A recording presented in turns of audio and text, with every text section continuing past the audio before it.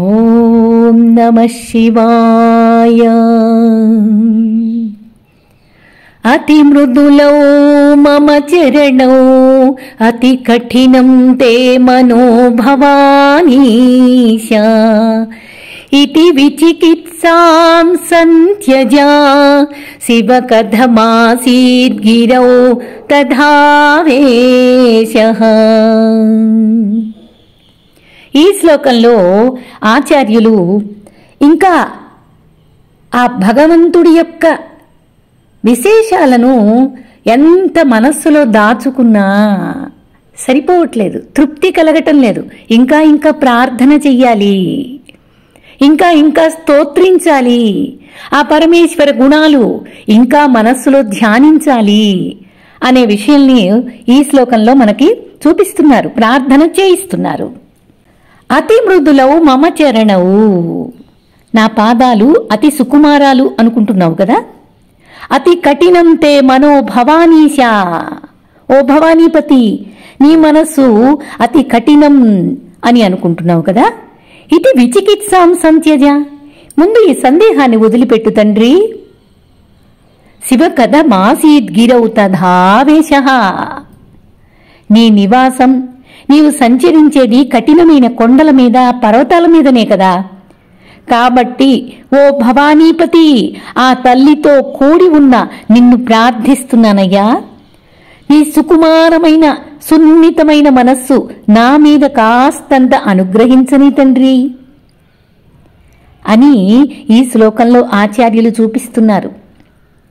ఇక్కడ ఒక విధంగా ఒక గమ్మత్తుగా ఆ భగవంతుడిని ఎలాగా అనుకోవాలి అనే దాన్ని చూపిస్తున్నారు అనిపిస్తుంది. అంబతో కూడి సాంబ అనిపించుకున్నావు కదా, ఓ భవానీపతి అనిపించుకున్నావు కదా. అప్పుడు నీ మనస్సు అసలు కఠినం ఎలా అవుతుంది? ఆ తల్లితో పాటు ఉండేటటువంటి నీవు కఠినంగా నీ మనస్సు ఎలా ఉంటుందయ్యా? కఠినమైన మనస్సు అనే ముందు వదిలిపెట్టేసేయ్, నీది అనుగ్రహమైన మనస్సు. అందరి హృదయాలలో తిష్ట వేసుకొని ఉన్నావు. అందరి మనస్సుల కఠినత్వాన్ని నీవు తుడిపేసేటటువంటి మహాసహృదయుడివి. నీ పాదాలు పర్వతాల మీద నడిచి నడిచి అలసిపోయినాయి. ఇంకా అలా కాకుండా అందరి చేత చక్కగా నా మనస్సు, నా ఇంద్రియాలు, నా బుద్ధి, నా ఇంద్రియాలు మొత్తం చేత నీకు పుష్పార్చనలు, చందన గంధాలు, అభిషేకాలు, బిల్వదళాలతోటి అర్చనలు చేయించుకొని సుతిమెత్తని పాదాలుగా పూలరేకులంత సున్నితంగా మారిపోయినాయి. కాబట్టి నా హృదయంలో నీవు స్థిర నివాసం ఏర్పరచుకో తండ్రి. ఇంకా ఏమంటున్నారు? నా చరణాలు నీ దగ్గరికి నడిచి రావాలి అంటే నీవు లేనిది ఎక్కడా? నా పాదాలు అతి సున్నితాలు అనేది కూడా తీసేసే, నేను కష్టపడి నీ దగ్గరికి రాగలను. అయినా సరే నీవు అడుగడుగునా రావాలి అంటే నువ్వు లేనిది ఎక్కడా? అడుగడుగునా నీవే కనపడుతున్నావు, నిర్గుణ రూపంలో దర్శనమిస్తున్నావు. అరుణాచలంలో, అదే తిరువణ్ణామలైలో గిరి ప్రదక్షిణకు బయలుదేరాను తండ్రి, కానీ నా సున్నిత పాదం ఎక్కడ పడుతుందో తెలియడం లేదు. అడుగడుగునా నీ స్ఫురణ, అడుగడుగునా నీ దర్శనం, అడుగడుగునా నీ ఎరుకతో నా మనస్సు నడుస్తూ ఉంది, నా పాదాలు నడుస్తున్నాయి, నా ప్రయాణం కొనసాగుతూ ఉంది. అందువల్ల నీవే కనికరించాలి, నీవే నన్ను అనుగ్రహించాలి. నా తనువు, నా మనస్సు నీ మీద నుండి మరలించవద్దు. అందుకు నా ప్రయత్నం కొంత మాత్రం చేస్తాను, కానీ పూర్ణంగా నేను ప్రయత్నం చేసి సాధించాలి అంటే నాకు చేత కావట్లేదు. ఎందుకంటే బ్రహ్మ విష్ణువులకే కుదరలేదు, వాళ్లే తెలుసుకోలేకపోయారు నిన్ను. మరి సామాన్యుణ్ణి నేనెంత? నేనెలా తెలుసుకోగలను? నువ్వేమో కొండల మీద సంచరిస్తూ ఉంటావు, నీ పాదాలు అక్కడున్నాయి కొండల మీద అనుకుంటున్నావేమో. కాదు కాదు, నేను ఇంతకాలం ప్రార్థన చేసి నీ అనుగ్రహాన్ని సంపాదించుకొని నా హృదయంలో నీ పాదాలని ఉంచుకున్నాను. నా మనస్సులో స్థిరం చేసుకున్నాను, నా బుద్ధిలో స్థిరంగా నిలబెట్టుకున్నాను తండ్రి. అందుకని శృతిమెత్తనగా అయిపోయినాయి. అందరి హృదయాలలో నువ్వే తిష్ట వేసుకుని ఉన్నావు అని కదా నా భావన. ఒకప్పుడు బ్రహ్మదేవుడికి విష్ణువుకి కూడా నువ్వు అందలేదు అనే విషయం వేరొక రకంగా చెప్పాలనా? అందరికీ తెలిసిన కథనమే కదా. వాళ్ళిద్దరికీ మధ్య గొప్ప వివాదం వచ్చింది కదా. నేను గొప్పంటే నేను గొప్పని వాదించుకోవటం మొదలుపెట్టారు కదా. వీరు తగువ ఎవరు తీర్చగలరు? వాదన తెగడం లేదు. ఇంతలో వాళ్ళిద్దరికీ మధ్య ఆకస్మికంగా ఆకాశాన్ని అంటుకుంటూ నీవే ఒక జ్యోతి స్తంభంలో ఆవిర్భవించావు కదా. ఈ అద్భుతాన్ని చూడగానే బ్రహ్మ విష్ణువులిద్దరూ దిగ్భ్రాంతి చెందారు. ఇలా ఎందుకు సంభవించిందో వాళ్ళకు అర్థం కాలేదు. నేను గొప్ప అనుకునేటటువంటి మనస్సులకు నువ్వు అర్థం కావు. అంతలో వాళ్లకు ఆలోచన తట్టింది. ఈ జ్యోతి స్తంభం అనేది అసలు దీని ఆద్యంతాలు ఎక్కడున్నాయి? ఇవి కనుక్కొని తీరాలి. పోనీ మనిద్దరికీ తేలడం లేదు కదా.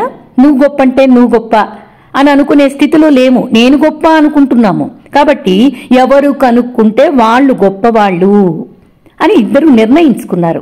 సరేనంటే సరేననుకున్నారు. విష్ణుమూర్తి వరాహ రూపం దాల్చి ఆదిని కనుక్కోవడానికి భూమిని తోల్చుకుంటూ వెళ్ళాడు. ఇది అనేక సార్లు ఆచార్యులు మనకు తెలియజేస్తూ వచ్చారు. బ్రహ్మదేవుడు హంస రూపంలో అంతు కనుక్కోవడానికి ఆకాశానికి ఎగిరాడు. సంవత్సరాలు గడిచాయి, యుగాలు గడిచాయి, మన్వంతరాలు గడిచిపోయాయి. ఆ జ్యోతి స్తంభం ఆద్యంతాలు దొరకలేదు ఇద్దరికీ కూడా. ఒకనాడు బ్రహ్మదేవుడు ఒక మొగలి రేకు పైనుంచి పడుతూ ఉండడం చూశాడు. దాన్ని ఆపి అడిగాడు, ఎక్కడి నుంచి వస్తున్నావు అన్నాడు. ఏమో ఎక్కడి నుంచో తెలియదు, కొన్ని యుగాలైంది నేను ఇలా పడుతూనే ఉన్నాను అంది ఆ మొగలి రేకు. బ్రహ్మదేవుడు ఆశ్చర్యపోయాడు. ఇంతలో తనింకా తన ఆశ్చర్యాన్ని నుంచి తేరుకోకుండానే ఒక కపిల గోవు వస్తుండటం చూశాడు. దాన్ని కూడా ఆపి మొగల్ రేకును అడిగినట్లు అడిగాడు. ఆ గోవు కూడా మొగల్ రేకు చెప్పినట్టుగానే చెప్పింది. దాంతో ఆ జ్యోతి స్తంభం అంతు చూడగలను నేను అనే ఆశ బ్రహ్మదేవుడికి అడుగంటిపోయింది. వెంటనే బుర్రలో ఒక ఆలోచన తళుక్కును మెరిసింది. ఆ మొగలి రేకుతోటి ఆ కపిల గోవుతోటి చెప్పాడు, మీరు నాకు సహాయం చెయ్యాలి. నేను విష్ణుమూర్తి పందెం వేసుకున్నాము. నేను ఈ జ్యోతి స్తంభం అంతం చూశాను అని నేనంటాను, అవునని మీరు సాక్ష్యం పలకాలి అని చెప్పాడు. సరే, కొంచెం సందేహించినవి. కానీ బ్రహ్మదేవుడంతటి వాడు అడిగేసరికి మొగల్ రేకు కపిల గోవు కాదనలేకపోయాయి. తిరుగు ప్రయాణమై మళ్లీ ఎన్నో యుగాలు ప్రయాణం చేసి భూమి మీదకి దిగాడు. బ్రహ్మదేవుడితో పాటు మొగలి రేకు కపిల గోవు కూడా బ్రహ్మదేవుడితో పాటు వచ్చినాయి. అప్పుడే విష్ణుమూర్తి కూడా అక్కడికి చేరుకున్నాడు. విష్ణుమూర్తి తన ఓటమిని అంగీకరించాడు. నేను ఆది లేదు, చూడలేదు, అంతము చూడలేకపోయాను అని తన ఓటమిని అంగీకరించాడు. అయితే నీకంటే నేనే గొప్పవాడిని, ఈ జ్యోతి స్తంభం అంతు చూసి మరీ వచ్చాను, కావలిస్తే ఈ మొగల్ రేకుని ఈ కపిల గోవుని అడుగు అన్నాడు బ్రహ్మదేవుడు. అవును చూశాను అంటూ నోటితో చెప్పి లేదు లేదంటూ తోకాడించింది కపిల గోవు. వెంటనే ఆ జ్యోతి స్తంభం నుంచి ప్రత్యక్షమయ్యాడు మహేశ్వరుడు. రౌద్రాకారంతో కూట సాక్ష్యం ఇచ్చిందందుకు నువ్వు పూజకు పనికి రాకుండుగాక అని శపించాడు. మొగల్ రేకుని నోటితో అసత్యం పలికినందుకు నీ ముఖం చూడడం మంచిది కాదు, తోకనాడిస్తూ నిజం చెప్పినందుకు నీ వెనుక భాగమే పూజనీయం, నీ పృష్ఠ భాగమే పూజనీయం అన్నాడు గోవుతోటి. సత్యం చెప్పినందుకు విష్ణుమూర్తిని మెచ్చుకున్నాడు. సర్వాధికుడు కమ్మని చెప్పేసి సుదర్శన చక్రాన్ని బహూకరించాడు. అసత్యమాడినందుకు నీకు పూజా పునస్కారాలుండవని శపించాడు బ్రహ్మదేవుణ్ణి. తన త్రిశూలంతో బ్రహ్మదేవుడి శిరస్సును ఒకదానిని ఖండించి తాను చేసిన అపరాధానికి బ్రహ్మదేవుడు పశ్చాత్తాపడుతూ ఉంటే ఆ సదాశివుని పాదపద్మాలపై పడి క్షమాపణ వేడుకున్నాడు బ్రహ్మదేవుడు. ఆ సకల లోకేశ్వరుడిని అనేక విధాల స్తుతి చేశాడు. బోళాశంకరుడు ప్రసన్నుడై బ్రహ్మదేవుడి తెగిన తలను తన భిక్షా పాత్రగా చేసుకున్నాడు. అందుకే మనం మొగలి పువ్వును మనం పూజకి ఉపయోగించం. గోవు ముఖాన్ని కాకుండా వెనుక తోకబనే మనం కళ్ళకద్దుకుంటాం. తోక భాగాన్ని దగ్గరే మనం పూజ కూడా చేస్తాం. విష్ణుమూర్తి చేతిలో చక్రాన్ని చూస్తాం. బ్రహ్మదేవుడిని పూజించం. శివుని చేతిలో పుర్రె చూస్తాం. బ్రహ్మ యొక్క శిరస్సే ఒక శిరోభాగమే, ఒక తలని తీసేసి ఆయన చేతిలో పుర్రెగా చూస్తాం మనం. ఇదంతా ఈ కారణం చేతనే జరిగింది. ఆ తరువాత తన జ్యోతి స్వరూపాన్ని ఉపసంహరించుకొని పరమేశ్వరుడు అరుణాచల ఆకృతి అంటే ఒక కొండలాగా ఆకృతిని దాల్చి అరుణగిరి యోగి అనే సిద్ధుడిగా ఆ పర్వతమందే నివసిస్తున్నాడు. ఇది పురాణ గాథ. ఈ గాథలోని నిజ నిజాలు బ్రహ్మ విష్ణు మహేశ్వరులకే తెలియాలి. ఇలాగా పెద్దవాళ్ళు చెప్పారు. ఏది ఏమైనా సరే అరుణాచల పర్వతాన్నే పరమేశ్వరుడిగా భావించి ఆ గిరి చుట్టూ ప్రదక్షిణలు చేస్తున్నాము ఈనాటికి కూడా.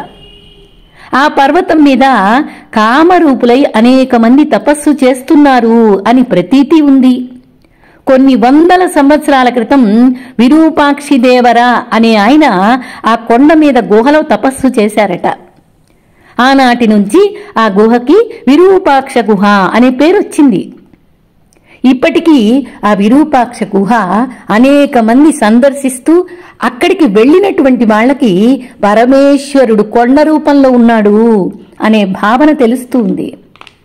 ఈ అనుభవం గిరి ప్రదక్షిణ చేస్తూ ఉన్నటువంటి వాళ్ళకి ఈ కాలు ఎక్కడ పడితే ఎక్కడ శివలింగం మీద పడుతుందో అనే భావనతోటి, ఎందుకంటే అడుగడుగున శివలింగమే, అడుగడుగున ఆ పర్వతమంతా శివ ఆకృతి, శివుడితోటి ఆ పర్వతమంతా నిండిపోయింది.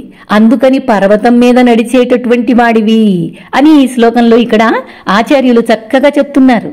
కాబట్టి నువ్వు ముందు ఈ నీ పాదాలేమో అతి మృదులవు మమ చరణం, నా పాదాలేమో అతి మృదులంగా ఉన్నాయి అనుకుంటున్నావు.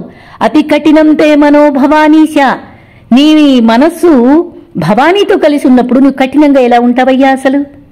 ముందు ఇది విచికిత్సాం సంత్యజ, ఈ సందేహాన్ని నువ్వు వదిలిపెట్టేసేయి.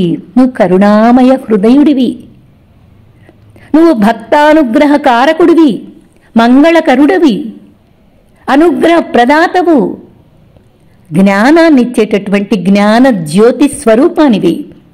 అటువంటి నీవు నిన్ను ఎలా తెలుసుకోగలను? నేను ఎక్కడ నడిచి నీ దగ్గరికి రాగలను? సర్వే సర్వత్రా నీవే వ్యాపించి ఉంటే నేను నిన్ను ఎలాగ దర్శించగలను? ఎలాగా ఏ రూపంలో నేను తెలుసుకోగలను? కాబట్టి నువ్వు ఈ సందేహాన్ని వదిలిపెట్టి ఆ కఠినమైన పర్వతం మీదనే కదా నీవు సంచరిస్తున్నావు.